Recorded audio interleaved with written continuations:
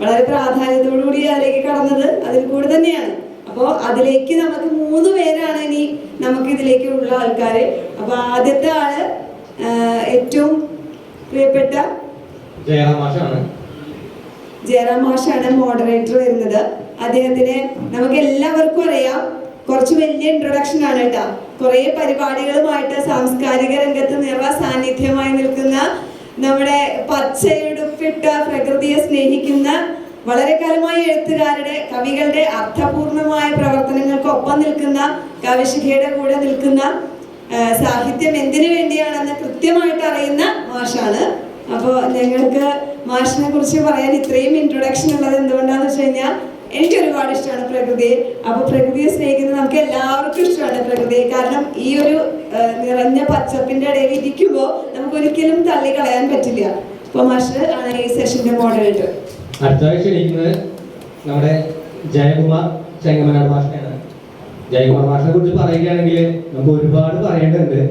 കഥ, തിരക്കഥ, കവിത, നാടകം, സിനിമ, ഗാനരചയിതാവ് തുടങ്ങിയ എല്ലാ മേഖലകളിലും തൊട്ടു നിൽക്കുന്ന ഒരു വ്യക്തിയാണ് അദ്ദേഹം. അതുപോലെ തന്നെ പുരോഗമന കലാസാഹിത്യത്തിന്റെ സംസ്ഥാന കമ്മിറ്റി അംഗമാണ്. കേരള സ്റ്റേറ്റ് ലൈബ്രറി സംസ്ഥാന കൗൺസിൽ അംഗമാണ്. തുടങ്ങി നിരവധി കർമ്മമേഖലയിൽ ഇപ്പോഴും വളരെ ശക്തമായി നിൽക്കുന്ന ഒരു സജീവ സാന്നിധ്യം കൂടിയാണ് നമ്മുടെ ജയകുമാർ ചെങ്ങമന മാഷ്. അപ്പോൾ മാഷിനെയും ഞങ്ങൾ ഈ വേദിയിലേക്ക് സ്വാഗതം ചെയ്യുന്നു. മാഷിന് നിറഞ്ഞ സ്വാഗതം. നമ്മുടെ റീബ പോൾ ആണ് അടുത്ത പാനലിസ്റ്റ് ആയിട്ട് വരുന്നത്. റീബ പോളിനെ കുറിച്ച് ഇവിടെ നമുക്ക് പരിചയപ്പെടുത്തി തരേണ്ട ഒരു ആവശ്യമില്ല. കാരണം അത്രയും മികച്ച അധ്യാപികയും അതുപോലെ തന്നെ അഭിനേതാവും ഒക്കെയാണ്. 4 കവിതാ സമാഹാരങ്ങൾ, അറിയുന്നീലാരും സീതയെ, കവിത കൊണ്ട് ഉസ്യത്ത്, ഇരുട്ടിൽ തെളിഞ്ഞ പച്ചകൾ, മരങ്ങൾ മിണ്ടാൻ തുടങ്ങിയാൽ, ഈ കവിതാ സമാഹാരങ്ങളൊക്കെ ടീച്ചറിൻ്റെതായിട്ടുണ്ട്. കുറെ അവാർഡുകൾ ലഭിച്ചിട്ടുണ്ട്. മേരി വിജയം അവാർഡ്, യൂസഫ് അലി കേച്ചേരി പ്രതിഭ പുരസ്കാരം, അങ്ങനെ ഒരുപാട് പുരസ്കാരങ്ങൾ. അപ്പോൾ ടീച്ചറാണ് അടുത്ത പാനലിസ്റ്റ്. നമുക്ക് അടുത്ത സെഷൻ തുടങ്ങാം. കുറച്ച് റിലാക്സ്ഡ് ആണ്, കാരണം 2 പേരാണ്. ഇല്ല, ഗീത ടീച്ചർ വരേണ്ടതായിരുന്നു. ഗീത ടീച്ചറിന്റെ ഞാൻ നേരത്തെ പറഞ്ഞില്ല, ഒരു സന്തോഷം, വളരെ സന്തോഷപ്രദമായ ഒരു നിമിഷത്തിലാണ് ടീച്ചർ അപ്പോൾ എത്തിച്ചേരാനായിട്ട് സാധിച്ചിട്ടില്ല. അപ്പൊ നമുക്ക് ചർച്ചയിലേക്ക് പോകാം. പ്രിയമുള്ളവരെ, എല്ലാവർക്കും വിനീത നമസ്കാരം. ഞങ്ങളുടെ പാനൽ ചർച്ച ചെയ്യുന്ന വിഷയം ഇതര ഭാഷാ സാഹിത്യത്തിൻ്റെ സ്വാധീനം മലയാളത്തിൽ എന്നുള്ളതാണ്. അപ്പോൾ നമുക്കറിയാം, എല്ലാം അറിയാം, പല പല ഭാഷകൾ നമ്മുടെ മലയാള സാഹിത്യത്തിനെ സ്വാധീനിച്ചിട്ടുണ്ട് എന്നുള്ളത് നമുക്കെല്ലാം അറിയാം. അപ്പോൾ കാലങ്ങളായിട്ട് അവരുടെ സ്വാധീനം നമ്മുടെ സാഹിത്യത്തിൽ ഉണ്ടായിട്ടുള്ളത് എന്നുള്ളതൊരു നമുക്ക് അസന്നിഗ്ധമായി പറയാവുന്നൊരു വാസ്തവമാണ്. അപ്പോൾ നമ്മൾ ആദ്യമായിട്ട് ഇതിനെപ്പറ്റി പരാമർശിക്കുന്നത് നമ്മുടെ സംസ്കൃതം, തമിഴ് സാഹിത്യത്തെ പറ്റിയാണ്. ക്ലാസിക് കൃതികളെന്ന് പറയാം. അതിനെപ്പറ്റി നിങ്ങളോട് സംസാരിക്കുന്നത് നമ്മുടെ എല്ലാം പ്രഗത്ഭനായ അവതാരകൻ ജയകുമാർ ചെങ്ങമനാട് മാഷാണ്.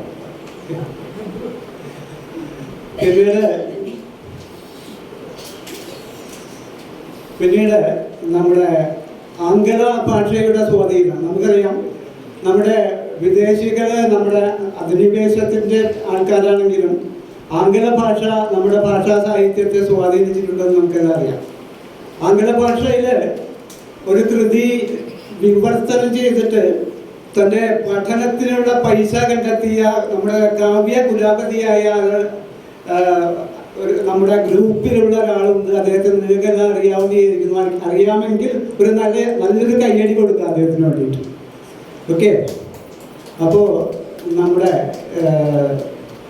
അത് കൂടാതെ നമ്മുടെ വിദേശ ഭാഷയിലെ അങ്കലം കൂടാതെ ഫ്രഞ്ച് സാഹിത്യം, കാരണം മയ്യഴിപ്പൊഴിയുടെ തീരത്ത് നിന്ന് നമ്മുടെ ലെസ്ലി സാഹിബ് ഒരു ചോദ്യം ഉയർത്തുന്നുണ്ട്, കൊളംബിയമ്മ എനിക്ക് ഇത്തിരി പൊടി തരുമോ?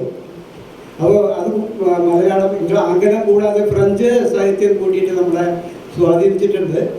പിന്നീട് നമ്മുടെ ഇതര ഭാഷകൾ നമുക്കറിയാം, കന്നഡ, ബംഗാളി, അങ്ങനെ മലയാളത്തിൻ്റെ നമ്മളെല്ലാം മാതൃഭൂമി റിപ്പബ്ലിക് പതിപ്പ് വായിച്ചു വിടുന്ന ആൾക്കാരാണ് അല്ലേ.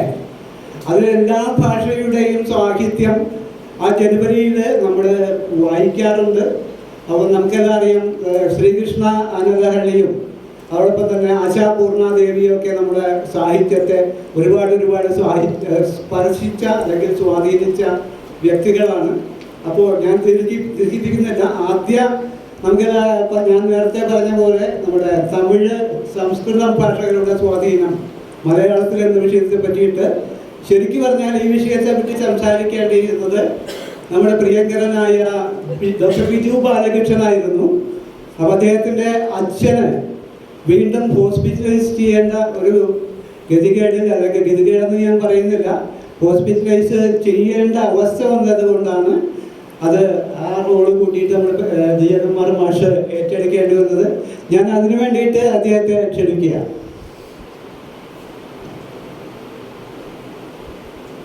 പിടക്കാതിരിക്കാൻ പറ്റുമോ? എൻ്റെ അവസ്ഥ ഇതാ, വാസ്തവമാണ്. ഈ വിഷയം തീരുമാനിച്ചപ്പോൾ തന്നെ അതിനുമുമ്പ് ഒരു കാര്യം പറഞ്ഞിട്ടോ, ഞാൻ ഒരു പേര് 3 പ്രാവശ്യം ഞാൻ ഉച്ചരിക്കും. അത് ദർശന എന്ന പേരാണ്. കാരണം ദർശന 2 പ്രാവശ്യം കൂടെ പറഞ്ഞു. എന്നെ കുറിച്ച് മാത്രം ആരും ഒന്നും മിണ്ടാറില്ല. അപ്പൊ ദർശനയെക്കുറിച്ച്, ദർശനയെക്കുറിച്ച് ഒട്ടും ദർശനമില്ലാത്ത ഞാൻ വീണ്ടും ദർശനയുടെ പേര് ഓർപ്പെടുത്തുക. പൊതു കൈയടിക്കുന്നത് എന്ത് എനിക്ക് പ്രത്യേകം സമ്മാനത്തിലാന്ന് പറഞ്ഞിട്ടുണ്ട്. പേര് അനൗൺസ് ചെയ്യാണ്. എന്നെ പെടുത്തിയ കൂട്ടത്തിൽ ഒരാളാണ് ദർശന. അതുകൂടെ പറഞ്ഞല്ലോ.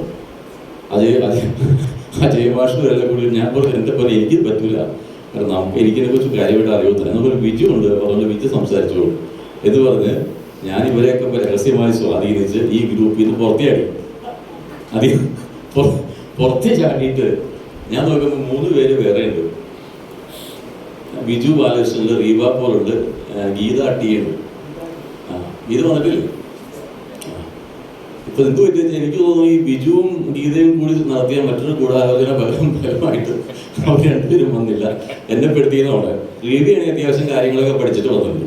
അപ്പൊ റീബ കാര്യമായിട്ട് സംസാരിക്കും. ഈ ഒരു ഭാഷ വാസ്തവത്തിൽ ഒരു സുപ്രഭാതത്തിൽ ഉണ്ടാവുമല്ല. ഒരു ഭാഷയ്ക്കും സ്വന്തമായി ഇത് ഇന്ന ഭാഷയാണ് എന്ന് പറയാനും കഴിയില്ല. അങ്ങനത്തെ ഒരു സാഹചര്യ വാസ്തവത്തിലുള്ളത്. ഭാഷ രൂപപ്പെട്ടു വരിക വാസ്തവത്തിൽ പല കാലങ്ങളിൽ പല രീതിയിൽ. മനുഷ്യൻ പോലും ഇന്ത്യയിൽ വന്നിട്ട് അധികം വർഷമായിട്ടില്ല. ഇന്ത്യയിൽ രൂപപ്പെട്ടു വന്നത്. അതിന് മുമ്പ് മനുഷ്യനെ പോലുള്ള ചില ജീവികൾ മറ്റു ചില സ്ഥലങ്ങളിലൊക്കെ മാറി അവസാനം ഇങ്ങനെ വന്ന് ഇന്ത്യയിലെത്തിയെന്ന് പറയും. അപ്പോൾ ഈ സഞ്ചരിക്കുന്ന വഴി മുഴുവൻ ആ മനുഷ്യൻ സംസാരിക്കുന്ന ഭാഷ രൂപപ്പെടാനിടയാവും. ആദ്യകാല മനുഷ്യ രൂപം ഉണ്ടായി എന്ന് പറയപ്പെടുന്ന ആ സ്ഥലത്ത് നിന്ന് ഇങ്ങനെ സഞ്ചരിച്ച് പോരുകയാണ്. അപ്പം ആ പ്രദേശങ്ങളിലൊക്കെ എന്തെല്ലാം ഭാഷയാണ്, എന്തെല്ലാം രീതിയാണ്.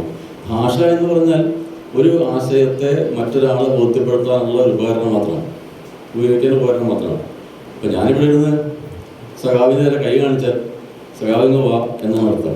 സഖാവ് കൈ കൊണ്ട് ഇങ്ങനെ കാണിച്ച സഖാവ് അങ്ങോട്ട് പൊക്കോ എന്നായിരിക്കും അർത്ഥം. അതും ഒരു ഭാഷ തന്നെയാണ്. നമ്മുടെ നോട്ടത്തിൽ പോലും ഭാഷയുണ്ട്. സിന്ധു വന്നപ്പോൾ കുറച്ച് മുമ്പ് കഥകളി കാണിച്ച് ഒരു ഭാഷ ഉണ്ടാക്കി ഊണ് കഴിച്ചുകൊണ്ടിരിക്കുന്നുണ്ട്. ഞാൻ കൃഷ്ണേട്ടൊക്കെ ഇറങ്ങി വരുമ്പോൾ സിന്ധുവിൽ കണ്ണുകൊണ്ടുള്ള ഭാഷ കഥകളി, അതും ഒരു ഭാഷയാണ്. അപ്പോൾ മലയാളം എന്ന് പറഞ്ഞിട്ട് അങ്ങനെ ഒരു ഭാഷ ഉണ്ടോ എന്ന് ചോദിച്ചാൽ പ്രശ്നം. ഒരുപാട് ഭാഷകൾ ചേർന്ന് തന്നെയാണ് മലയാളം. നമ്മൾ പാലി ഭാഷ എന്നൊരു ഭാഷയെക്കുറിച്ച് കേട്ടിട്ടുണ്ടാകും. ദ്രാവിഡ ഭാഷകൾ എന്ന് പറഞ്ഞിട്ടുള്ള 3-4 ഭാഷകൾ ഇന്ന് കാണപ്പെടുന്ന 3-4 ഭാഷകൾ ചേർന്ന ദ്രാവിഡ ഭാഷകൾ. ഈ ദ്രാവിഡ ഭാഷകൾക്കും അപ്പുറത്ത് മനുഷ്യൻ ജീവിച്ചിരുന്നു. അവർക്കും ഒരു ഭാഷ ഉണ്ടായിരുന്നു. ആ ഭാഷയിൽ സാഹിത്യ ഭാഷ വേറെയാണ്, സംസാര ഭാഷ വേറെയാണ്, സാഹിത്യ ഭാഷ വേറെയാണ്. അതിൽ മലയാളം എന്ന് പറയുന്ന ഭാഷ ഉണ്ടായതിനെ കുറിച്ച് 3-4 തർക്കങ്ങളുണ്ട്, 3-4 രീതികൾ പറയുന്നുണ്ട്. ഒന്ന്, നേരിട്ട് തമിഴിൽ നിന്ന് ചെന്തമിഴ് അല്ലെങ്കിൽ കോൽത്തമിഴ് എന്നൊക്കെ പറയുന്ന തമിഴിൽ നിന്ന് രൂപപ്പെട്ടു വന്നതാണ് ഭാഷ എന്ന് പറയുന്ന ചില പണ്ഡിതന്മാർ പറയുന്നത്. മറ്റ് ചില പണ്ഡിതന്മാർ പറയുന്നത് സംസ്കൃതവും മലയാളവും കൂടി ചേർന്നിട്ടുണ്ടായ ഭാഷയാണ് എന്ന് പറയുന്നത്. സംസ്കൃത ഹിമഗിരി ഗളിത എന്ന് പറയുന്ന ശ്ലോകത്തിനകത്ത് പറയുന്നതാണ്.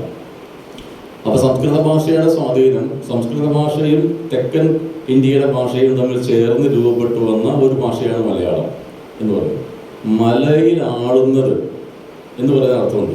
മലയുടെ പ്രദേശങ്ങളിൽ ജീവിച്ചിരുന്ന ആളുകൾ. വാസ്തവത്തിൽ കേരളത്തിൻ്റെ മധ്യകേരളം എന്ന് പറയുന്ന ഭാഗത്ത് അധികം ആൾക്കാർ താമസിക്കുന്നില്ല. അധികം താമസിക്കുന്നത് ഇപ്പോഴത്തെ സഹ്യപർവ്വതനിരകൾ വിടുന്ന മലയുടെ ആ പ്രദേശങ്ങളിലാണ്. അതിൻ്റെ ഒരുപാട് ഉദാഹരണങ്ങൾ അവിടെ ഇപ്പോഴും നമുക്ക് ലഭ്യമാണ്. അവിടെ നിന്ന് താഴത്തേക്ക് കയറി വന്നതും കടൽ തീരത്ത് നിന്ന് മുകളിലേക്ക് കയറി വന്നതുമായ ഒരു സമൂഹമാണ്. അപ്പോൾ ആ സമൂഹം അനുഭവിച്ച ജീവിതത്തിൻ്റെ സാധ്യതകൾ, അവർ ബന്ധപ്പെട്ടിട്ടുള്ള മറ്റ് ആളുകൾ അല്ലെങ്കിൽ മറ്റ് ഇടങ്ങളിലെ ആളുകൾ, ഇങ്ങോട്ട് വന്ന പല ആളുകൾ, നമ്മളിപ്പോൾ ഉപയോഗിക്കുന്ന മലയാളത്തിൽ ഉപയോഗിക്കുന്ന പല ഭാഷകളും മറ്റ് പല ഭാഷയിൽ നിന്ന് കടമെടുത്തതാണ്. നമുക്കൊരു മലയാളം പോലും വാസ്തവത്തിൽ ഇല്ലാതെ പോയിട്ടുണ്ട്. ഇപ്പോൾ സ്വിച്ച് എന്നൊക്കെ പറയുന്നത് നമ്മൾ തമാശയ്ക്ക് പറയുന്നത്, തമാശയ്ക്കല്ല, മലയാളം കണ്ടെത്താൻ ശ്രമിച്ചത് വൈദ്യുത ഗമനാഗമന നിയന്ത്രണ യന്ത്രം എന്നാണ് ഒരു ഭാഷ. സ്വിച്ച് ഓഫ് ചെയ്യൂ എന്ന് പറയേണ്ടി വന്നാൽ നമ്മുടെ ഭാഷയിലാണ് പറയുന്നതെങ്കിൽ എത്രമാത്രം വളഞ്ഞു തിരിഞ്ഞ് പോകേണ്ടി വരും. അപ്പോൾ ബെഞ്ച്, ഡെസ്ക് തുടങ്ങിയിട്ടുള്ള നമ്മൾ ദൈനംദിനമായി ഉപയോഗിക്കുന്ന ഭാഷ എന്ന് പറയുന്നത് ഇംഗ്ലീഷിൻ്റെ തന്നെ വല്ലാത്ത സ്വാധീനമുള്ള ഭാഷയാണ്. പക്ഷേ ഈ ആര്യന്മാരുടെ വരവോടുകൂടി വാസ്തവത്തിൽ സംസ്കൃതം എന്ന ഭാഷ പോലും പല ഭാഷയുമായി ചേർന്ന് വരുന്നതാണ്. അങ്ങനെ ഒരു ഭാഷ രൂപപ്പെട്ട് ഉണ്ടായി വരികയും ആ ഭാഷ ദക്ഷിണേന്ത്യയിലേക്ക് വരികയും ദക്ഷിണേന്ത്യയിലെ സാമൂഹ്യ സാഹചര്യത്തിൽ ആ ഭാഷ ആധിപത്യം സ്ഥാപിക്കുകയും ചെയ്തു. അപ്പോൾ അങ്ങനെ ആധിപത്യം സ്ഥാപിച്ചപ്പോൾ ഇവിടെ ഉണ്ടായിരുന്ന ഭാഷയുമായി ബന്ധപ്പെട്ട് രൂപപ്പെട്ടു വന്ന ഒന്ന് എന്ന രീതിയിൽ നമുക്കിപ്പോഴത്തെ മലയാളത്തെ കാണാൻ പറ്റും. അതിനകത്ത് സംസ്കൃതമുണ്ട്, തെലുങ്കുണ്ട്, കന്നഡയുണ്ട്, തുളുവുണ്ട്, അറബിയുണ്ട്, മറ്റ് പാശ്ചാത്യ ഭാഷകളുണ്ട്. അല്ലെങ്കിൽ പോർച്ചുഗീസുകാരുടെ മുഴുവൻ ആളുകളുടെയും സ്വാധീനം നമ്മുടെ ഭാഷയിൽ കയറി വന്നിട്ടുണ്ട്. ഏതാണ്ട് ഒരു 15-16 നൂറ്റാണ്ടുകളിൽ ഇപ്പോൾ എഴുത്തച്ഛൻ്റെ കാലമാകുമ്പോഴേക്കാണ് വാസ്തവത്തിൽ നമ്മുടെ ഇപ്പോഴത്തെ രീതിയിലുള്ള ഒരു ഭാഷയുടെ ഏതാണ്ടൊരു രൂപം എത്തപ്പെടുന്നത്. അതിനു മുമ്പ് വ്യത്യസ്തമായ രീതിയായിരുന്നു. ആ വ്യത്യസ്തമായ രീതിയിൽ നമ്മുടെ സാമൂഹ്യ ജീവിതത്തിന് വലിയ പ്രാധാന്യം ഉണ്ടായിരുന്നു എന്ന് പറയും. കാരണം ഒരു വരേണ്യ വിഭാഗം കൈകാര്യം ചെയ്ത ഭാഷ ആണ് ഏറ്റവും മികച്ച ഭാഷ എന്ന് വിശ്വസിക്കുന്ന ഒരു കാഴ്ചയുണ്ട്. ആ സമയത്ത് ബഹുഭൂരിപക്ഷം വരുന്ന ആളുകൾ, അക്ഷരം പോലും അറിയാൻ പാടില്ലാത്ത ആളുകൾ ഉപയോഗിച്ചിരുന്ന, ഒരുപാട് ആളുകൾ ഉപയോഗിച്ചിരുന്ന ഇന്നത്തെ ദളിത ജനവിഭാഗങ്ങളുടെ ഒരു ഭാഷ വാസ്തവത്തിൽ ഇവിടെ ഏറ്റവും ബേസ് റൂട്ടായിട്ട് കിടക്കുന്നുണ്ട്. അപ്പോൾ അങ്ങനെ ഒരു ഭാഷയുടെ സംസ്കാരമുണ്ട്. അത് ഈ പഴയ കാലത്ത് ഒരിടയ്ക്ക് ഈ തുളുനാട്, നമ്മുടെ പട്ടാമ്പി ഭാരതപ്പുഴയുടെ തീരത്തുള്ള സാഹിത്യമാണ് ഏറ്റവും മഹത്തായ സാഹിത്യം എന്ന് ധരിച്ചിരുന്ന സമ്പ്രദായം വന്നിട്ടുണ്ട്. ചില കഥാപാത്രങ്ങളും സിനിമയിലൊക്കെ സംസാരിക്കുന്നത് മിക്കവാറും വള്ളുവനാടൻ ഭാഷയിലായിരിക്കും. അപ്പോൾ അതെന്തോ ഒരു മഹത്തായ ഭാഷയാണെന്ന് വിശ്വസിക്കുന്ന ആളുകളുണ്ട്. ഇപ്പോൾ ഇതിനകത്തൊരു രസം, എഴുത്തച്ഛനാണ് നമ്മൾ ഭാഷയുടെ പിതാവായിട്ട് നമ്മൾ കാണുന്നത്. കുട്ടികളുടെ പരീക്ഷ എഴുതുന്ന മലയാള ഭാഷയുടെ പിതാവാണെന്ന് വെച്ചാൽ എഴുത്തച്ഛൻ എന്ന് എഴുതും. വാസ്തവത്തിൽ എഴുത്തച്ഛൻ ഇപ്പോൾ സുന്ദരകാന്ഡം എടുത്താൽ ആദ്യത്തെ വരികൾ സകല സുഖകുല വിമല തിലകിത കളയവരെ സാരസ്യ വീയൂഷ സാര സർവസ്വമേ കഥയ മമ കഥകൾ അതിസാദരം കാകുൽസ്ഥ ലീലകൾ കേട്ടാൽ മതിവര എന്ന് പറയുന്നിടത്ത് എത്ര വാസ്തവത്തിൽ മലയാളമുണ്ട്. അതിൽ ബഹുഭൂരിപക്ഷം സംസ്കൃതം. അപ്പം അങ്ങനെ ഒരു സാഹിത്യം വന്നപ്പോൾ ആ സാഹിത്യം എഴുതിയ എഴുത്തച്ഛൻ ഭാഷയുടെ പിതാവായി. തൊട്ടിപ്പുറത്തെ കുറ്റനക്കാരെ പോലെ പച്ച മലയാളം കൈകാര്യം ചെയ്തൊരു മനുഷ്യൻ തൊട്ടടുത്ത് പെടും. അദ്ദേഹത്തെ ഭാഷയുടെ പിതാവായി കാണാൻ നമുക്ക് കഴിയണമില്ല. ബഷീറിനെ പോലെ ഭാഷ കൈകാര്യം ചെയ്ത ഒരാളെ നമ്മൾ ഇപ്പോൾ പരിഗണിച്ചു തുടങ്ങിയിട്ടുണ്ട്. പക്ഷേ ഒരിടയ്ക്ക് വേണ്ട രീതിയിൽ പരിഗണിക്കപ്പെടാതെ പോയിട്ടുണ്ട്. അപ്പോൾ സ്വാഭാവികമായും ഈ സാമൂഹ്യ ജീവിതത്തിൻ്റെ ഒരു വരേണ്യത ഭാഷയുടെ നിർവചനത്തെ ബാധിക്കുകയും അത്തരം ചില ഭാഷകളും അത്തരം ചില സാഹചര്യങ്ങളുമാണ് വാസ്തവത്തിൽ ഭാഷയുടെ സ്വാധീനത്തിൽ പെട്ടത് എന്ന് നാം ഈ സംസ്കൃതത്തിൻ്റെ സ്വാധീനത്തെക്കുറിച്ച് പറയുമ്പോൾ തന്നെ ബഹുഭൂരിപക്ഷം വരുന്ന മനുഷ്യർ ആര്യ സമുദായത്തിലെ ആളുകൾ സംസാരിക്കുന്ന ഭാഷ വേണ്ട. പറയ സമുദായത്തിലെ ഗൂഢഭാഷ ഒരു ഭാഷയുണ്ട്. പറയ സമുദായം ഉപയോഗിച്ചിരുന്ന തന്ത്രപരമായ പല കാര്യങ്ങളും ചെയ്തിരുന്നൊരു ഭാഷയുണ്ട്, ഗൂഢഭാഷ എന്ന് പറയുന്നത്. ഈ ഭാഷ വസതി എന്ന് അറിയാൻ പാടില്ല, പക്ഷെ ഇതറിയാവുന്ന പലരും ഇന്ന് ജീവിച്ചിരിക്കുന്നുണ്ടാണ്. ഈ അത്തരം ഭാഷകളെ കണ്ടെത്താനും അതിൻ്റെ സാധ്യതകൾ ഉപയോഗിക്കാനും അക്കാദമി പോലുള്ള നമ്മുടെ സ്ഥാപനങ്ങൾ ശ്രമിച്ചുകൊണ്ടിരിക്കുന്നുണ്ട്. പലരും അതിൻ്റെ കൂടുതൽ റിസർച്ച് ചെയ്യുകയൊക്കെ ചെയ്യുന്നുണ്ട്. ആ ഭാഷ ഈ പറയുന്ന സംസ്കൃതമായി ഒരു ബന്ധമില്ലാത്ത ഭാഷയാണ്. ആ പറയുന്ന ആൾക്ക് കേൾക്കുന്ന അപൂർവത്തിൽ ആൾക്കാർക്ക് മാത്രമേ അത് മനസ്സിലാവുള്ളൂ എന്ന് പറയുന്ന ഒരു വസ്തു കൂടിയുണ്ട്. അപ്പോൾ സാമൂഹ്യ സാഹചര്യങ്ങൾ അതിപ്പോൾ രചനാശില്പത്തെ പരിശോധിച്ചാൽ മഹാകവികൾ ഉണ്ടാകുന്നു, നമുക്ക് മഹാകവികളുണ്ട്, മഹാകാവ്യങ്ങൾ ഉണ്ടാകുന്നുണ്ട്. അതിൽ നിന്ന് മാറി ലിറിക് ഫോമിലേക്ക് കവിത മാറുമ്പോൾ പാശ്ചാത്യ സാഹിത്യത്തിന് സ്വാധീനം കയറി വരുന്നുണ്ട്. ഈ അസ്തിത്വ ദർശനം പോലുള്ള ദർശനങ്ങൾ സാഹിത്യത്തിലേക്ക് കയറി വരുന്നുണ്ട്. അത് മറ്റ് പല സ്ഥലങ്ങളിൽ നടന്നിട്ടുള്ള സാഹിത്യത്തിൻ്റെ പുറകിലുള്ള ആശയത്തിൻ്റെ സാധ്യതകൾ ഉപയോഗിച്ചുകൊണ്ടാണ്. അപ്പോൾ ആ രീതിയിൽ നമ്മുടെ ഭാഷയെ രൂപപ്പെടുത്തുന്ന ഒരുപാട് ഘടകങ്ങൾ ജീവിതവുമായി ബന്ധപ്പെട്ട് ലോകത്ത് എവിടെയെല്ലാം ഉണ്ടായിട്ടുണ്ടോ അതിൻ്റെ എല്ലാം സ്വാധീനം നമ്മുടെ ഭാഷയിലേക്ക് വന്നിട്ടുണ്ട്. അതിൻ്റെ കൂടെ തന്നെയാണ് കൂടുതലായി ഒന്നെന്ന രീതിയിൽ സംസ്കൃത ഭാഷയും അതിൻ്റെ വാക്കുകൾ ഉൾപ്പെടെ അതിൻ്റെ കാവ്യ സംസ്കാരം ഉൾപ്പെടെ കവിത നിർവചനം ഉൾപ്പെടെ ഒക്കെ സംസ്കൃതത്തിൻ്റെ ഇപ്പം രമണീയാർത്ഥ പ്രതിപാദക ശബ്ദകാവ്യം എന്ന് മലയാളത്തിൽ പഠിക്കുന്നുണ്ട്. രമണീയമായ അർത്ഥത്തെ പ്രതിപാദിക്കുന്ന ശബ്ദമേതോ അതാണ് കാവ്യം. ആ നിർവചനം പോലും നിൽക്കുന്നത് ഒരു അധികാരവർഗത്തിൻ്റെ സ്വഭാവത്തിലാണ്. അപ്പോൾ ഭാഷയെ സമീപിക്കുമ്പോൾ അത്തരം സാമൂഹിക സാഹചര്യം കൂടി ഈ ഭാഷയെ സ്വാധീനിക്കാൻ വേണ്ടി വരും എന്ന് മാത്രം പറഞ്ഞാൽ ഞാൻ തൽക്കാലം രക്ഷപ്പെടുകയാണ്. എനിക്ക് അപ്പുറത്തെ കൈമാറുന്നത് ബാക്കി നമുക്ക് സമയം പോലെ സംസാരിക്കാം. വളരെ സന്തോഷം ജയകുമാർ മാഷെ. അങ്ങനെ ഞങ്ങൾ വിടില്ല. അപ്പോൾ നമുക്ക് ജയകുമാർ മാഷ് ഇവിടെ പ്രതിപാദിച്ച കാര്യത്തെ പറ്റിയിട്ട് നിങ്ങൾക്ക് ആർക്കെങ്കിലും ചോദ്യം ഉണ്ടെങ്കിൽ ഒരു ചോദ്യമാണ്, പിന്നീട് മതി. അപ്പോൾ അടുത്തതായിട്ട് നമ്മുടെ ആംഗല ഭാഷയുടെ സ്വാധീനം മലയാള സാഹിത്യത്തിൽ എന്ന വിഷയവുമായിട്ട് എത്തുകയാണ് റീബ പോൾ. എല്ലാവർക്കും നമസ്കാരം. മലയാള ഭാഷ ഏതൊരു ജീവൽ ഭാഷയും പോലെ തന്നെ വിവിധ ഭാഷകളുടെ സ്വാധീനം മൂലമാണ് വളരുകയും ഇതുവരെ വളർന്നതും മുന്നോട്ട് വളരുകയും ചെയ്യുന്നത്. മലയാള ഭാഷയ്ക്ക് മുൻപ് മലയാള ഭാഷ കൂടുതലായി ശക്തി പ്രാപിക്കുന്നതിന് മുൻപ് സംസ്കൃതത്തിൻ്റെയും വിവിധ മറ്റ് തമിഴ് ഭാഷകളുടെയൊക്കെ സ്വാധീനം ഉണ്ടായിരുന്നു.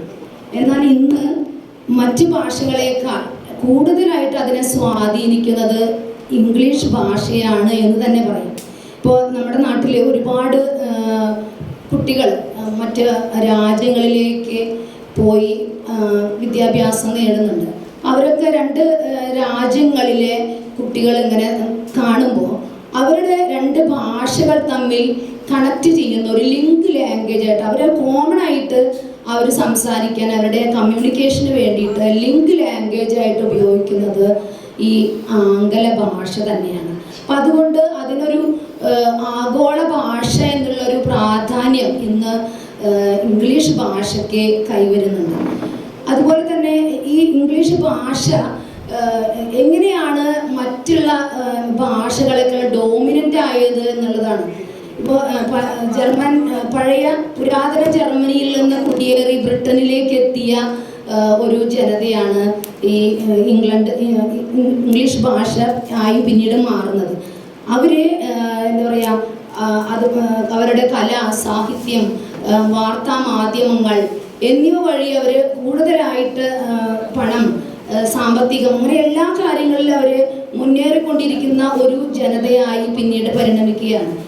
ബ്രിട്ടീഷ് ആധിപത്യം നമ്മുടെ എല്ലാ രാജ്യങ്ങളിലും പ്രത്യേകിച്ചും ഇന്ത്യയിലൊക്കെ വന്നിട്ടുള്ള ഈ കോളനി വൽക്കരണത്തിൻ്റെ ഭാഗമായിട്ട് ഇംഗ്ലീഷ് ഭാഷയ്ക്ക് കൂടുതലായിട്ട് അവർ ഇവിടെ വിദ്യാഭ്യാസം ജനങ്ങളിലേക്ക് കമ്പൽ ചെയ്തിട്ട് വരുത്തുകയാണ് ചെയ്തത്. മെക്കാളയുടെ മിനിറ്റ്സ് എന്ന് പറയുന്ന ഒരു ഇത് വളരെയധികം പ്രധാനപ്പെട്ടതാണ്. അതായത് ഇംഗ്ലീഷ് കേന്ദ്രീകൃതമായ ഒരു വിദ്യാഭ്യാസമാണ് മെക്കാള അതുകൊണ്ട് ഉപയോഗിച്ചത്. അവരുടെ കച്ചവടത്തിനായി വരികയും അവരുടെ ആശയവിനിമയത്തിനായി കുറച്ച് ഉന്നത വിദ്യാഭ്യാസമുള്ള ജനങ്ങളെ സൃഷ്ടിച്ചെടുക്കുക എന്നതിൻ്റെ ഭാഗമായിട്ടാണ്, ആ കമ്പൽഷൻ്റെ ഭാഗമായിട്ടാണ് മെക്കാളെ അങ്ങനെ ഇംഗ്ലീഷ് കേന്ദ്രീകൃതമായിട്ടുള്ളൊരു എഡ്യൂക്കേഷൻ തന്നെ കൊടുക്കുന്നത്. അതിനു മുൻപ് പാശ്ചാത്യ മിഷണറിമാർ നമ്മുടെ നാട്ടിൽ വന്ന് എഴുത്തിൻ്റെയും അച്ചടിയുടെയും ഒരു അടിത്തറ പാകിയതിന് ശേഷമാണ് ഈ ഇംഗ്ലീഷ് ആധിപത്യം അല്ലെങ്കിൽ കോളനിവൽക്കരണത്തിലൂടെ നമ്മുടെ ജനതയെ അങ്ങനെ ഒരു ഇംഗ്ലീഷിൻ്റെ കൾച്ചറിലേക്ക് കൊണ്ടുവരുന്നത്. അപ്പം അച്ചടി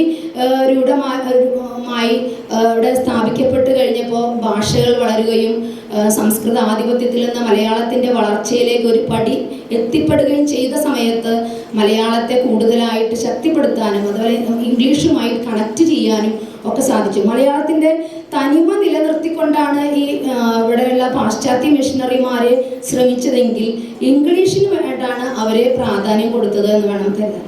ഇനി അതുപോലെ തന്നെ മലയാളത്തിൻ്റെ ഈ കേരളത്തിലെ വിദ്യാഭ്യാസം ആരംഭിച്ചിട്ടുള്ള ഇംഗ്ലീഷിനോടുള്ള ഒരു അടിമത്തം രൂപവൽക്കരിക്കുന്നത് ഒരു നമ്മളിവിടെ എല്ലാ വരേണ്യവർഗത്തിൽപ്പെട്ട ജനതകളൊക്കെ കൂടുതൽ വിദ്യാഭ്യാസത്തിന് വേണ്ടി യൂറോപ്പിൽ പോയി വിദ്യാഭ്യാസത്തിന്, ഇപ്പോൾ ഗാന്ധിജി, നെഹ്റു, നമുക്കറിയാം മുൻനിരയിലുള്ള ഒരുപാട് വ്യക്തികൾ ഇന്ത്യൻ സ്വാതന്ത്ര്യ സമരത്തിന് വേണ്ടി പ്രയത്നിച്ച ഒരുപാട് ആളുകളൊക്കെ ഈ വരേണ്യ വിദ്യാഭ്യാസം ഇംഗ്ലീഷ് എഡ്യൂക്കേഷൻ ആർജിച്ച് അല്ലെങ്കിൽ നേടിയെടുത്തവരാണ്. അപ്പോൾ അതിൽ അങ്ങനെ ആ നേടിയെടുക്കുക എന്നുള്ളത് അതിലൂടെ വളർന്ന് ആ ഇംഗ്ലീഷ് വിദ്യാഭ്യാസം നേടിയവരെ ഒരു കൂടുതലൊരു മാന്യതയുടെ ഒരു മുഖാവരണം കൂടി അവർക്ക് നൽകുകയുണ്ടായിരുന്നു.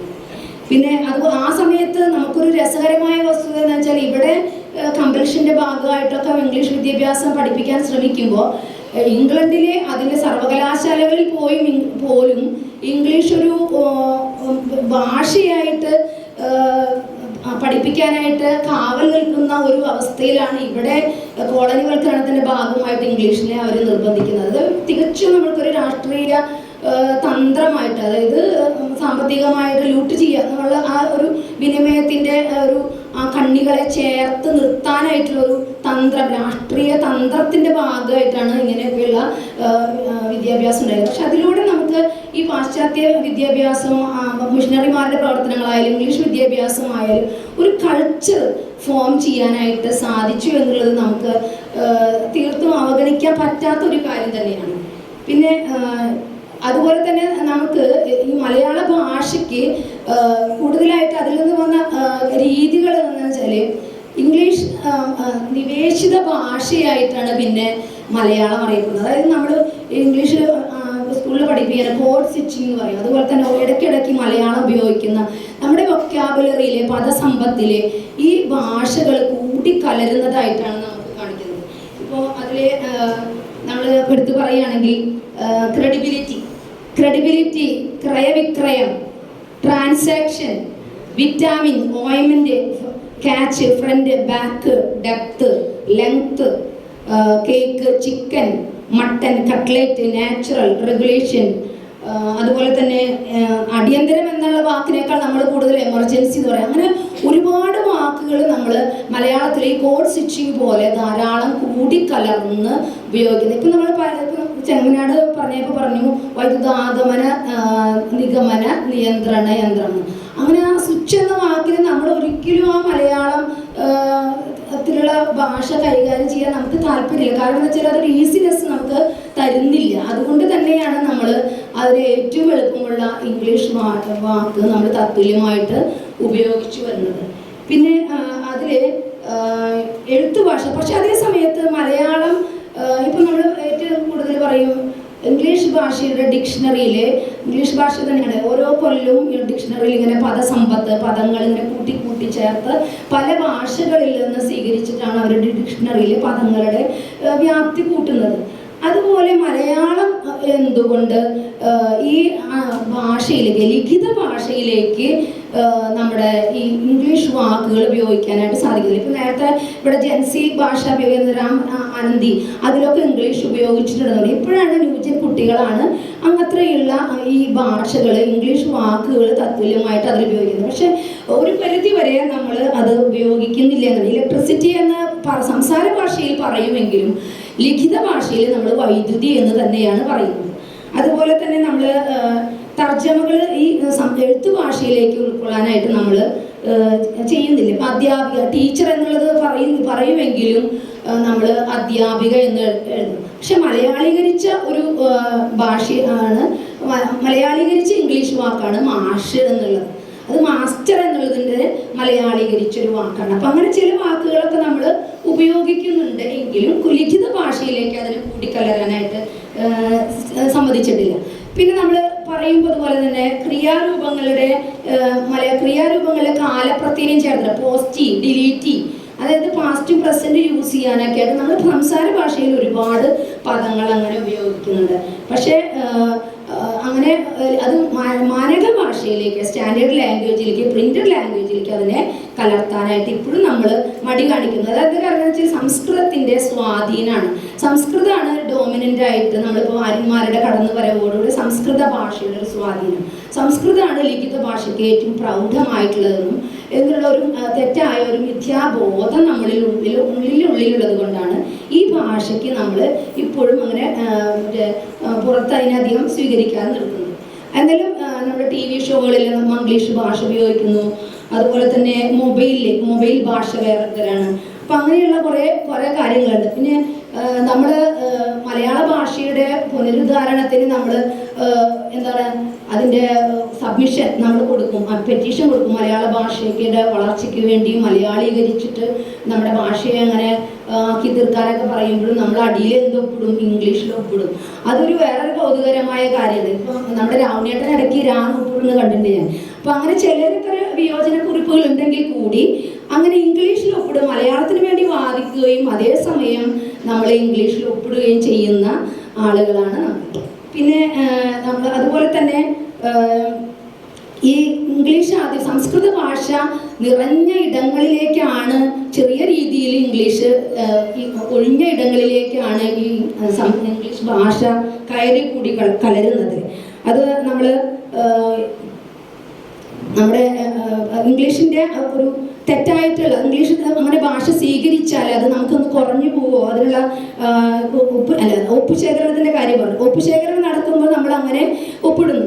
അതുപോലെ തന്നെ ഭരണഭാഷ മലയാളമാക്കുന്നതിൽ നമ്മൾ ഈ സബ്മിഷൻ ചെയ്യാണെന്ന് പറയുന്നു. അതേ സമയത്ത് നമ്മൾ എന്ത് ചെയ്യും, അതിനെ സമർപ്പണം എന്ന വാക്ക് എഴുതുമ്പോഴത്തേക്കൊക്കെ ശരിക്കും പറയുന്ന ആ വാക്കുകൾ നമ്മുടെ ഉള്ളിൻ്റെ ഉള്ളിൽ നിൽക്കുന്നുണ്ട്. പിന്നെ അതുപോലെ തന്നെ നമ്മൾ കത്തുകൾ എഴുതുന്ന സന്ദർഭത്തിൽ അതിനെ നമ്മൾ ഫ്രം ടു എന്നുള്ളതിനെ നമ്മൾ എന്താക്കി മാറ്റി, പ്രേക്ഷിത പ്രേക്ഷകൻ എന്നൊക്കെ നമ്മൾ മാറ്റി അതിനെ മലയാളീകരിക്കാനായിട്ട് ശ്രമിക്കുന്നുണ്ട്. പക്ഷേ ഈസി ആയിട്ട് നമുക്ക് മനസ്സിലെപ്പോഴും വരുന്നത് ഫ്രം ടു തന്നെയാണ്.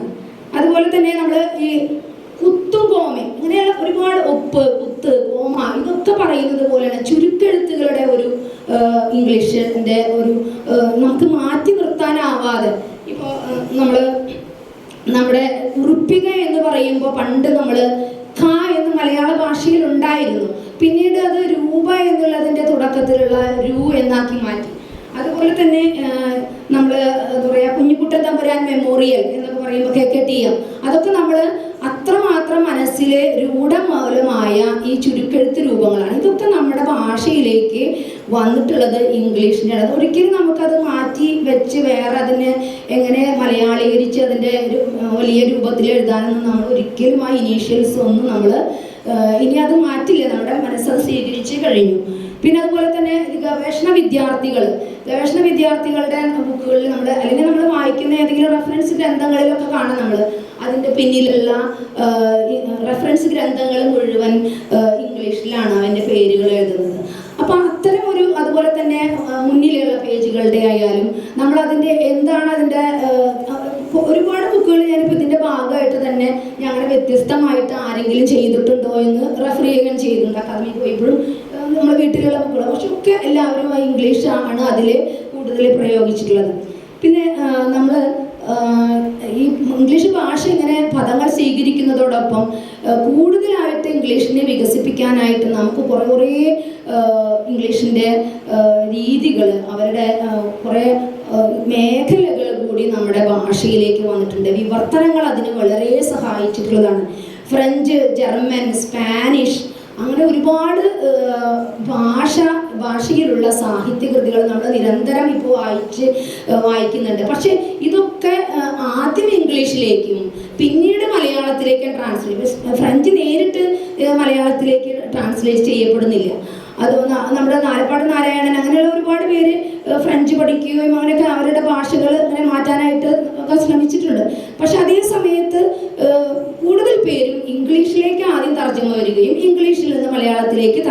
വരികയാണ് ചെയ്തിട്ടുള്ളത്. അപ്പോൾ അതുപോലെ തന്നെ നമ്മുടെയൊക്കെ അറിയാം ചന്തുമേനോൻ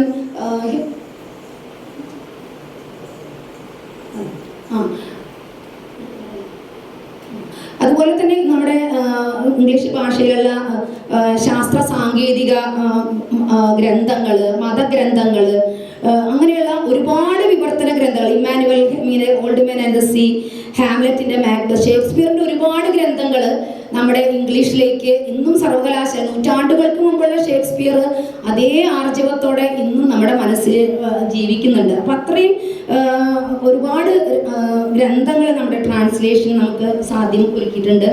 അതുപോലെ തന്നെ ബാലസാഹിത്യത്തിന്റെ മേഖലയിൽ ബാലസാഹിത്യം നമ്മുടെ Jonathan Swift, Lewis Carroll, Gulliver Travels, Jungle Book, ഒരുപാട് പുസ്തകങ്ങൾ അങ്ങനെ നമ്മുടെ ഭാഷയെ പരിപോഷിപ്പിക്കുന്നതിന് ഇടയാക്കിയിട്ടുണ്ട്. അതുപോലെ തന്നെ മാത്യു എം കുഴിവേലി എന്ന ഒരു വ്യക്തി വളരെ കാലം മുമ്പ് തന്നെ, അദ്ദേഹത്തിൻ്റെ അടുത്ത് പറയാതെ പറ്റില്ല, 300ഓളം പുസ്തകങ്ങളാണ് ഒലിവർ ട്വിസ്റ്റ് പോലുള്ള 300ഓളം പുസ്തകങ്ങളാണ് ബാലസാഹിത്യത്തിൻ്റെ പുരോഗതിക്ക് വേണ്ടിയിട്ട് നമ്മളങ്ങനെ ട്രാൻസ്ലേഷൻ മേഖലയിലും വിദ്യാഭ്യാസ മേഖലയിലും ഒക്കെ പ്രവർത്തിച്ചത്. പിന്നെ എടുത്തു പറയേണ്ട മറ്റൊരു മേഖലയാണ് നാടകം. ഷേക്സ്പിയർ നാടകങ്ങൾ, ഒഥല്ലോ പോലെയുള്ള മനുഷ്യൻ്റെ സംഘർഷഭരിതമായ ജീവിതത്തെ അനാവരണം ചെയ്ത ഒട്ടേറെ നാടകങ്ങൾ, പ്രത്യേകിച്ച് ഷേക്സ്പിയർ നാടകങ്ങൾ തന്നെ പറയാം. അതൊക്കെ നമ്മൾ നാടകങ്ങൾ വളരെയധികം ഈ ഭാഷയെ രൂപപ്പെടുത്തുന്നില്ല. അവിടുത്തെ നാടകശൈലി, വാക്കുകൾ, പദസമ്പത്തുകൾ, അതിൻ്റെ അവതരണ രീതികൾ, കഥാപാത്ര സഞ്ചയങ്ങൾ എല്ലാം ചിത്രീകരിക്കുന്നതിന് അതിൻ്റെ ഓരോ സ്റ്റേജിൻ്റെ പെർഫോമൻസുകൾ, സ്റ്റേജിൻ്റെ ക്രമീകരണങ്ങൾ, ഇതൊക്കെ ഭാഷയിൽ വളരെയധികം പുരോഗതി ഉണ്ടാക്കിയിട്ടുണ്ട് നാടകങ്ങൾ. പിന്നെ കവിതയിൽ പറയുകയാണെങ്കിൽ ഒരുപാട് മേഖലയുണ്ട്. ഭാവഗീതങ്ങൾ, സോണറ്റ്സ്, വില്യം ഷേക്സ്പിയർ, പി.ബി. ഷെല്ലി എന്നിവർ നടത്തിയ ഭാവഗീതങ്ങൾ, ചങ്ങമ്പുഴയുടെ രമണൻ, ഇതൊക്കെ ഈ ഇംഗ്ലീഷ് വിദ്യാഭ്യാസം നേടിയ വ്യക്തികൾ എഴുതിയ കൃതികളാണ്. അതുപോലെ തന്നെ പിന്നെ എലിജി, വിലാപകാവ്യങ്ങൾ നമുക്ക് ധാരാളമായിട്ട് തന്നിട്ടുള്ളതാണ് നമ്മുടെ വി.സി. ബാലകൃഷ്ണപിള്ളി, നാലപ്പാട്ട് നാരായണ മേനോനൊക്കെ, തോമസ് ഗ്രേ, വില്യം വേർഡ്സ്വർത്ത്, അവരുടെയൊക്കെ വിലാപകാവ്യങ്ങളെ കണ്ടും കേട്ടും തൊട്ടും മണത്തും തന്നെയാണ് നമുക്ക് അങ്ങനെയുള്ള സംഭാവനകൾ തന്നത്. പിന്നെ പാസ്റ്റർ എലിജി എന്ന് പറയുന്ന ചങ്ങമ്പുഴയുടെയാണ്. ഓക്കെ അങ്ങനെ ഒരുപാട്. ഇപ്പൊ നമ്മള് വൃത്തങ്ങളില്ലാതെ എഴുതുന്ന ഫ്രീ വേഴ്സസ്. പിന്നെ അവസാനമായിട്ട് ഒരു കാര്യം കൂടി പറഞ്ഞ് അവസാനിപ്പിക്കുകയാണ്. നമ്മൾ ഹാംലെറ്റിൻ എന്ന കഥാപാത്രത്തിലെ ഒരു കഥ, ഹാംലെറ്റ് പറയുന്നത് what is the point of being, നമ്മൾ നിലനിൽക്കുന്നതിൻ്റെ എന്താണ് അർത്ഥം, to be or not to be എന്ന്. ഇപ്പോൾ നമ്മളെ എഴുതി കുറേ വായിച്ചു, ഇപ്പം ഞങ്ങൾ സ്കൂളിൽ പറയും കുറേ കണക്ക് പഠിച്ചു, സയൻസ് പഠിച്ചു, മലയാളം പഠിച്ചു, ഈ ചതുരക്കളിയിൽ നമ്മൾ ജീവിക്കുന്നു. ഒരുപാട് ഇതിൻ്റെയൊക്കെ എന്താണ്, നാം നിൽക്കണോ പോണോ? പക്ഷെ നമ്മൾ ഈ ഹ്യൂമനിസ്റ്റ് ആവാതെ ഇവിടെ നിലനിൽക്കാൻ സാധ്യമല്ല. ഇപ്പോൾ ഗാസ പോലുള്ള യുദ്ധങ്ങൾ, കലാപങ്ങളൊക്കെ ഉണ്ടാകുമ്പോൾ നമ്മൾ നിസ്സഹായരായി പോകുന്ന, വ്യർത്ഥമായി പോകുന്ന നമ്മുടെ ജീവിതം ആയി പോകുന്നുണ്ട്. അപ്പോൾ to be or not to be എന്നുള്ളതാണ് ഏറ്റവും വലിയ ചിന്ത. നമ്മൾ നിൽക്കണോ പോണോ എന്നുള്ളത്. ഏത് ഭാഷയിലായാലും സർഗാത്മകതയുടെ കൂടാരങ്ങൾ അല്ലെങ്കിൽ ചവിട്ടുപടികൾ കയറുമ്പോൾ നമ്മളെപ്പോഴും മനസ്സിലാക്കുന്ന ഈ ചിന്തയാണ് ഇതും ഈ ചിന്തയും ഈ ദർശനവും ഒക്കെ ആംഗല സാഹിത്യം തരുന്ന ദർശനങ്ങൾ തന്നെയാണ്. പ്രിയമുള്ളവരെ, അപ്പോൾ ഇതര ഭാഷാ സാഹിത്യത്തിൻ്റെ സ്വാധീനം മലയാളത്തിൽ എന്ന വിഷയത്തിൽ ഞങ്ങൾ ശ്രമിച്ച, ഞങ്ങളെ ഇത്ര നേരം കേട്ടിരുന്ന എല്ലാവർക്കും ഞങ്ങൾ ഹൃദയത്തിൻ്റെ ഭാഷയിൽ നന്ദി പ്രകാശിപ്പിക്കുകയാണ്. എല്ലാവർക്കും സ്നേഹം.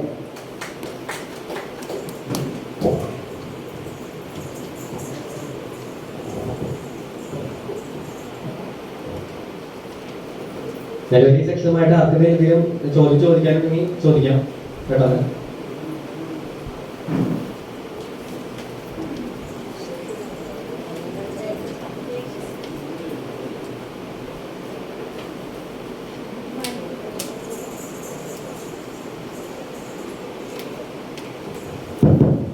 ബഹുമാന്യരെ, പ്രിയപ്പെട്ടവരെ, എൻ്റെ ഒരു ഡൗട്ടാണ്. നമ്മളിപ്പോൾ പറഞ്ഞ സെഷനിൽ ഇതര ഭാഷാ സ്വാധീനം മലയാളത്തിൽ എന്നുള്ളതാണല്ലോ. അപ്പോൾ അത് നല്ലത് എന്നുള്ളതാണ് അതോ മോശമാണോ എന്നുള്ളതാണോ ഇവിടെ പറഞ്ഞതെന്നുള്ളൊരു ഡൗട്ടുണ്ട്. പക്ഷെ എനിക്ക് മനസ്സിലായത് വളരെ നല്ലതാണ് എന്നുള്ളതാണ്. അപ്പോൾ അതാണ് സംശയം. കാര്യം നമ്മൾ നമ്മുടെ മാതൃഭാഷ വളരെ സ്നേഹിക്കുന്നവരാണ് അല്ലേ. ഒപ്പം ഇതര ഭാഷകളുടെ സ്വാധീനം നമ്മൾ അംഗീകരിച്ചേ പറ്റൂ എന്നുള്ളതാണ് എനിക്ക് മനസ്സിലായത്. കാരണം ഇന്ന് ഒരുപാട് നമ്മുടെ തലമുറയിലെ കുട്ടികൾ അന്യ രാജ്യങ്ങളിൽ പോയാണ് പഠിക്കുന്നത്, അതുപോലെ വിദ്യാഭ്യാസം നേടി പല വീടുകളും കഴിയുന്നത്. ദരിദ്ര വീടുകളാണെങ്കിൽ തന്നെ അങ്ങനെയാണ്. അപ്പോൾ അത് നല്ലത് എന്നുള്ളത് ഒരു അഭിപ്രായമുണ്ട്. ഒപ്പം നമ്മൾ നമ്മുടെ മാതൃഭാഷയെ സ്നേഹിക്കുക എന്നുള്ളതാണ്. പിന്നെ വിശ്വസാഹിത്യ കൃതികൾ നമ്മുടെ സാമ്പശിവനൊക്കെ വളരെ താഴെ തട്ടിലേക്ക് എത്തിച്ചിട്ടുണ്ട് സമൂഹത്തിൻ്റെ. അപ്പോൾ അവരെല്ലാം അത് വളരെ ഏറ്റുവാങ്ങി ആസ്വദിച്ചിട്ടുള്ളവരും ആ ഇംഗ്ലീഷ് സാഹിത്യം എന്നറിയാതെ തന്നെ ഭാഷയെയും സാഹിത്യ പല വിധത്തിലുള്ള ഒരു കലാരൂപങ്ങളെയും അംഗീകരിച്ചിട്ടുള്ള ഒരു സമൂഹമാണ് നമ്മുടേത്. അതുപോലെ സിനിമ, കളിയാട്ടം സിനിമയെന്നോട് പിണക്കം. അപ്പം അതെല്ലാം ഇതുപോലെ മറ്റ് ഭാഷകളിൽ നിന്നുള്ള നമ്മുടെ പരിഭാഷകളാണ്. അതെല്ലാം ഏറ്റുവാങ്ങിയിട്ടുള്ള നമ്മുടെ സമൂഹം അന്യഭാഷയെ കൂടി അംഗീകരിക്കണം, നമ്മുടെ ഭാഷയെ സ്നേഹിക്കണം. അതല്ലേ സെഷനിൽ പറഞ്ഞത്. അത് തന്നെയാണ് എനിക്ക് മനസ്സിലായത്. അങ്ങനെ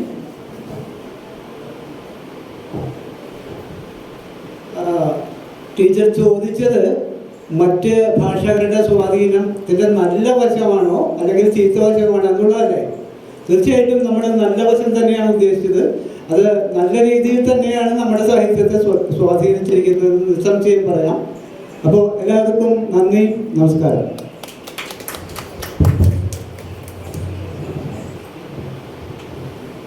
ആദരവാണ് മാഷിനും.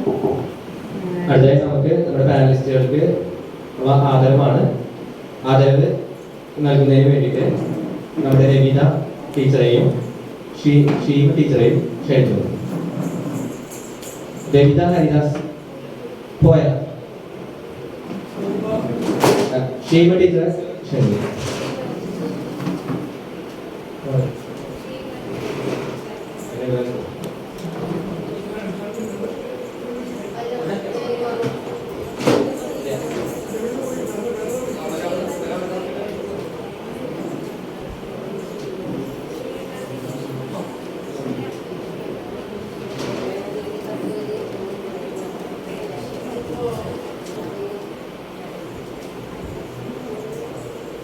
ആദ്യമായി ജയകുമാർ ചെങ്കരാട് ഭാഷനാണ്.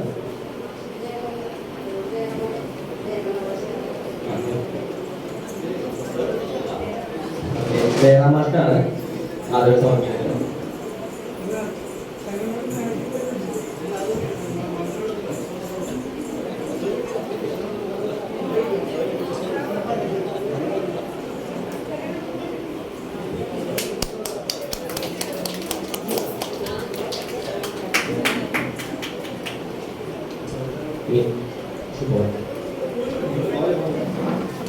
അടുത്ത് ദീപ ടീച്ചർക്ക് ആദരവ് സമർപ്പിക്കുന്നു. ക്ഷേമ ടീച്ചർ.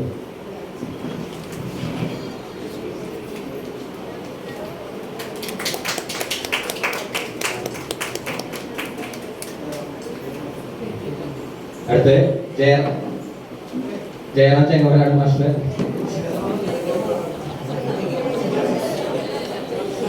സോറിടാ, അതിന് ചെറിയ കൺഫ്യൂഷൻ വന്നാണ്. ജയകുമാർ ചെങ്ങോരാട് മാസ്റ്റർ പുസ്തകം നൽകി ആദരിക്കുന്നു. ജയറാം മാസ്റ്റർ.